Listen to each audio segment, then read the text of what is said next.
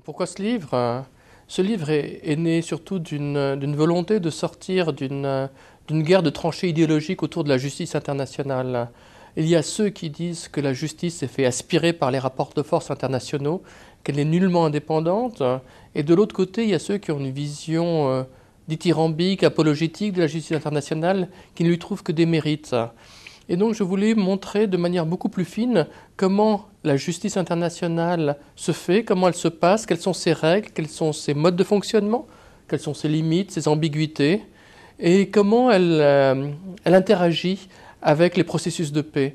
Et donc c'est une vision aussi critique de la justice internationale et encore une fois une volonté de faire passer le message, de donner les clés de compréhension et les clés de fonctionnement avec une thèse qui est la mienne.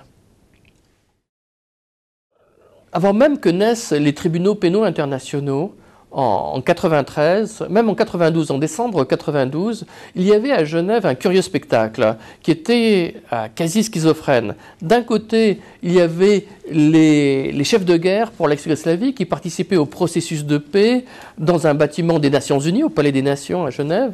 Et dans le même bâtiment du Palais des Nations à Genève se trouvaient quelques salles plus loin des juristes qui essayaient de réfléchir comment inculper des criminels de guerre qui se trouvaient en fait quelques mètres plus loin.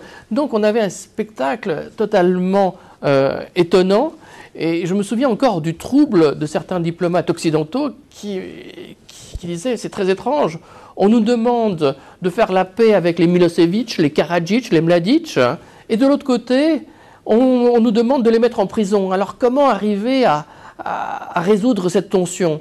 Et donc cette tension, elle a même préexisté à la naissance du premier tribunal pénal international pour l'ex-Yougoslavie. Et donc c'est cette tension que j'ai voulu, dans ce livre, examiner.